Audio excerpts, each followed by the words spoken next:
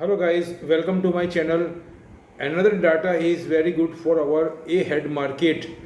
आपको मैं एक बहुत ही पॉजिटिव न्यूज़ दे रहा हूँ जो हमको बहुत ही सपोर्ट करेगी मार्केट के अंदर। दैट इज़ अभी गवर्नमेंट ने हमारा जो कॉमर्स डिपार्टमेंट है उसने एक डेटा रिलीज़ किया है, वो बताना चाहूँगा। हमारा जो इंडियाज़ एक्सपोर्ट जंप 45% टू, जिसको बोलना चाहिए कि 33.14 US dollar, 33.14 billion US dollar का अभी जो अगस्त के अंदर डिक्लेयर किया है, अगस्त 21 के अंदर। ये रिकॉर्ड ब्रेक है हमारा। अब उसके अंदर मैं आपको कुछ डेटा ऐसा पढ़ के बताना चाहूँगा और मैं आपको जो मेरे सेकंड मोबाइल है उसके साथ में मैं आपको शेयर भी करूँगा। मैं आपको ये बोल रहा हूँ, उसमें क्लियर कट ये दिया है, India's export jump 45% to 33.14 billion in August on robust demand. अब उसके अंदर मैं अगर जब ओपन करता हूँ तो ये हमको कैसे प्रॉफिटेबल होगा, किस हिसाब से कंपेयर हुआ, वो सभी डाटा हमको जानना बहुत ज़रूरी है। मैंने ऑलरेडी पढ़ लिया, लेकिन आपको मैं साझा करना चाहता हूँ। और अभी ये हमारा डोमेस्टिक है, उसके बाद में मैं चाइना के मैटर को पढ़ता हूँ, क्योंकि चाइना के अंदर जो बहुत ही इंपॉर्टेंट मैंने आर्टिकल पढ़ा है उसमें कौन कौन से सेक्टर और कौन कौन से मैटर है जो कि हमारे आने वाले मार्केट में बहुत ज़्यादा पॉजिटिव रहने वाले हैं, क्योंकि उसका इम्पैक्ट पड़ता है पूरा। तो उसमें लिखा है ये कि the countries mercantile export in April August 2021 stood at 163.67 billion and increase to 66.92% है। आप देखिए, over 98.05 billion in April to August 2020 and increase of 22.93% over 130.14 billion. मतलब पहले जो 66.92 करोड़ था उसके सामने अभी जो 22.93% कम हुआ सेम पीरियड लास्ट ईयर, और वो अमाउंट है अभी 133.14 billion US dollar April to August का। मतलब ये अप्रैल टू अगस्त तक का है, मैं आपको ये बताना चाहता हूँ। अप्रैल मई जून जुलाई अगस्त, मतलब ये आपको 5 महीने का फिगर है ये, जो पिछले टाइम से 22.93, मतलब near to 23% rise, that is 133.14 billion US dollar. उसके बाद में मैं आपको इसके अंदर ये सीन भी कंपेयर करना चाहूँगा, जो आप देख सकते हैं कि इसके अंदर क्लियर कट फोटो दिखाया है जो आपको बहुत ही सपोर्ट करेगा। अभी मैं आपको इसके नीचे ये लिखा हुआ, mercantile export in August 2021 were up 27.5% from 25.99 billion during the pre pandemic period of August 2019। वो भी बहुत ज़्यादा ये, और ये कहाँ से लिया है मैंने डेटा, उसमें लिखा है बिजनेस टुडे, जो कि, और इसके अंदर बाद में और ये भी एडिशन किया हुआ है कि India's mercantile export soared 45.17%, that is 33.14 billion in August 2021 compare to 22.83 billion in the same period last year. Over the robust demand from other countries, the value was not just bolstered by the low base effect of 2020। उसके बाद में mercantile export is August 2021 were up 27.5% from 25.99 billion during the pre pandemic period of August 2019। अब इसमें लिखा है show preliminary data release by the ministry of commerce and industry. तो ये हमारे लिए डेटा बहुत पॉजिटिव है। इससे हमको क्या मैसेज मिलता है, कौन कौन से सेक्टर में इफेक्ट आने वाला है, वो सब भी मैं बात डिस्कस करूंगा, और चाइना का भी मैटर खड़ा है। तो ये बातों को आप ध्यान से देखना, और आपको अगर डिटेल में पढ़ना है तो आप पूरा आर्टिकल भी पढ़ सकते हैं, इंडिया के अंदर दिया है, बिजनेस इंडिया के अंदर। और उसके बाद में द कंट्रीज, ये तो हो गया already, after being disrupted due to the first wave of the COVID-19 pandemic, expert had begun to rise the December of 2020 due to the low base of effect. Mercantile expert gray substantially at 193.63% in April 2021 compared to the same month of previous fiscal। अब इसमें ये भी बताया गया है कि the low base effect of continue to where of a calculated annually export rose by 69.71% in May 2021 and 48.3% in June 2021। अभी मैं आपको और डिटेल में इसमें जो दिया हुआ है वो मैं आपसे कंपेयर करने जाऊँ। Other hand mercantile import also so a huge jump. मतलब अगर इंपोर्ट भी बढ़ रहा है, इसका मतलब क्या है कि हमारी जो इंडस्ट्री और फैक्ट्री के अंदर भी एक्टिविटीज़ बढ़ रही है, प्रोडक्शन बढ़ रहा है, डिमांड बढ़ रही है, कहने का मतलब ये भी हमको एक सिग्नल दे रहा है।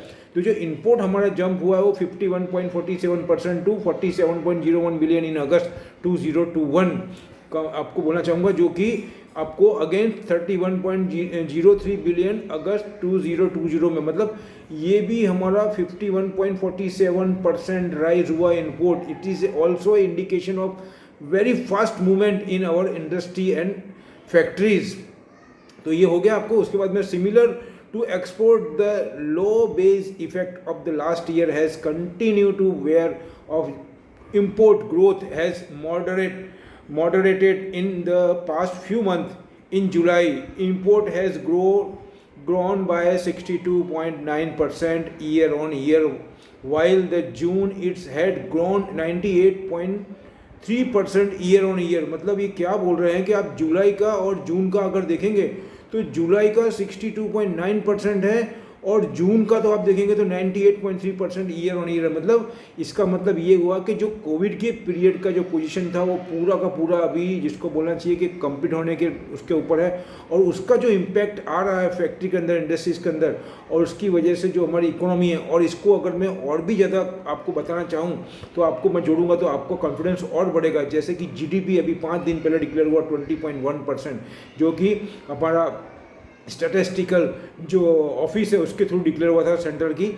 उसके बाद में मैंने आपको बताया कि जो हमारा जीडीपी है वो डिक्लेयर हुआ है बहुत ज़्यादा, और फिर जीएसटी कलेक्शन जो परसों ही डिक्लेयर हुआ है वो 1.12 लाख करोड़ है, वो भी रिकॉर्ड ब्रेक है। ये सब मैं आपको डिलीवर कर रहा हूँ जिससे कि आपका कॉन्फिडेंस बढ़े। इसका मतलब ये मत लगा लेना कि ब्लाइंड बाइंग करनी है। मैं आपको क्या बोल रहा हूँ, I am not telling you anything कि you are go and market and directly blind, मतलब ब्लाइंड होकर के आपको बाय नहीं करना है, हमको स्टॉक स्पेसिफिक करना है। ये सब हमको मार्केट को समझने में और स्ट्रेटजी जो एफआईआई अपनाती है उसको समझने में भी काम आता है, और कब हमको बाय करना है उसके अंदर भी हमको ये सपोर्ट करता है ये मैसेज और ये जो डेटा है वो। तो मैं आपको ये बताऊंगा, उसको मैंने आपको बता दिया। उसके बाद में similar to export the low base of effect of last year has continue to wear off import growth, ये मैंने आपको बता ही दिया है। उसके बाद में ये लास्ट में थोड़ा सा ही बाकी है, मैं आपके साथ में शेयर करना चाहूँगा।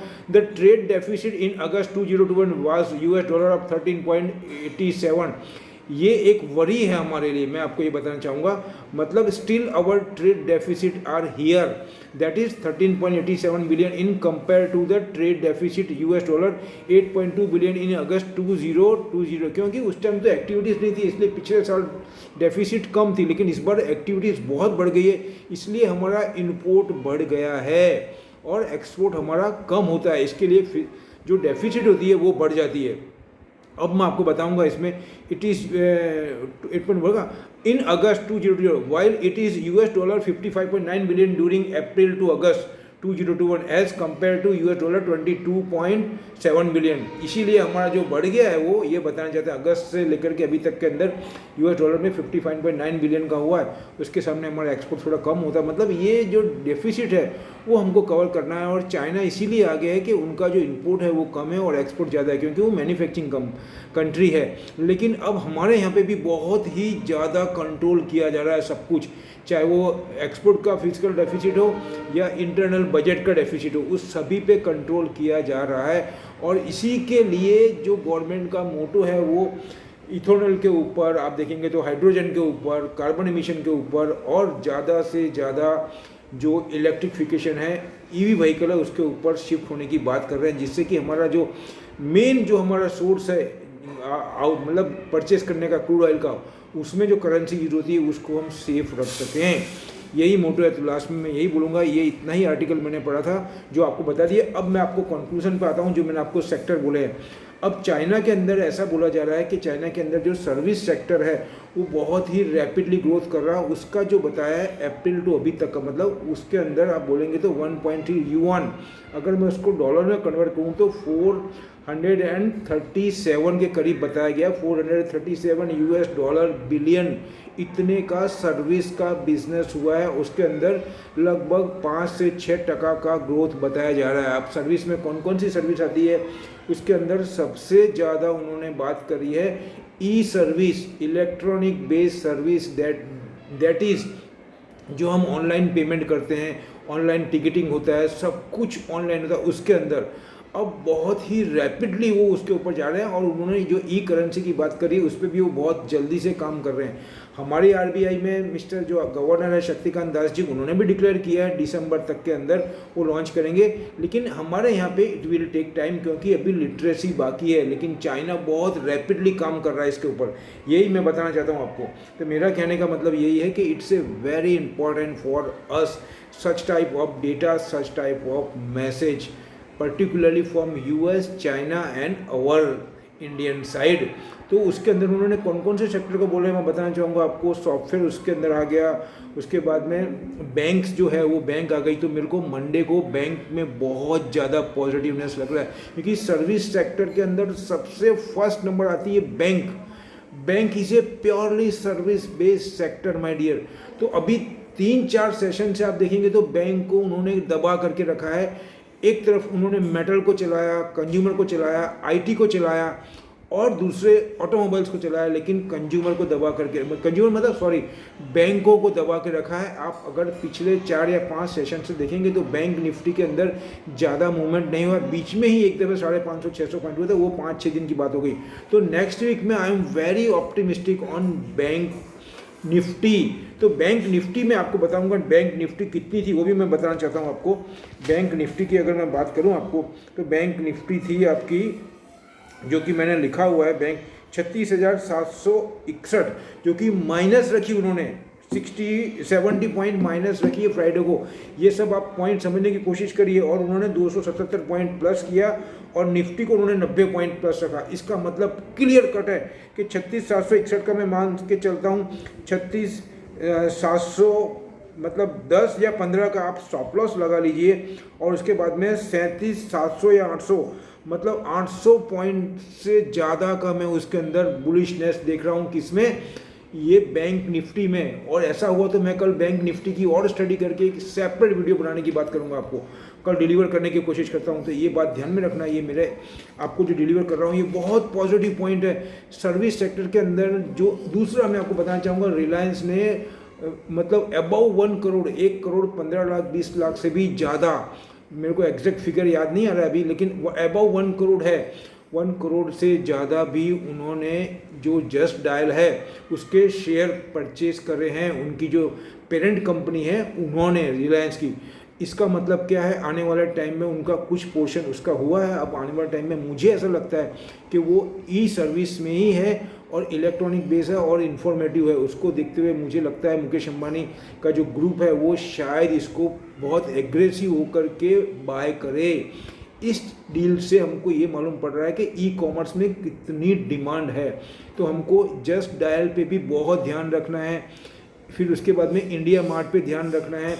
बाकी ऑलरेडी मैंने आपको बैंक पूरी बता दी। बैंक में Axis bank, ICICI bank, IndusInd bank और दूसरी बैंक को बात करूँ तो एसबीआई, सबसे ज़्यादा एसबीआई, लेकिन एसबीआई पीएसयू है इसलिए उसमें बहुत कम मूवमेंट होगा, लेकिन प्राइवेट बैंक में बहुत ज़्यादा मूवमेंट होगा। तो ये बातों को ध्यान में रखना। और आईटी सेक्टर, लेकिन आईटी सेक्टर बढ़ा हुआ इसलिए अभी उसके अंदर नहीं करेंगे। सोमवार को मंडे को मैं प्योर बोलता हूँ आपको, बाकी सब में सेलिंग करेंगे और बैंक निफ्टी को शूटअप कर देंगे वो। इसके लिए मैं आपको ये बोलना चाहूँगा, अब आपसे इजाज़त चाहूँगा, मेरा वीडियो यहाँ समाप्त करना चाहूँगा। और दूसरा जो लेटेस्ट इन्फॉर्मेशन थी वो मैंने आपको डिलीवर कर दी है। और मैं आपको बोलना चाहूँगा अभी कि ये मेरी अपनी स्टडी, अपनी एनालाइज है, आप अपना डिसीजन एक्सपर्ट की गाइडेंस से ले। और मेरे वीडियो अच्छे लग रहे हैं तो इसको लाइक करें, शेयर करें, सब्सक्राइब भी करें। और जो नए व्यूअर्स हैं उनको मैं रिक्वेस्ट करूँगा, आप भी अगर अच्छा लगा तो मेरे वीडियो को जाने से पहले सब्सक्राइब जरूर करें प्लीज़। मिलते हैं अगले वीडियो में कुछ नई जानकारी के साथ में, कुछ नई इन्फॉर्मेशन के साथ में। जय हिंद।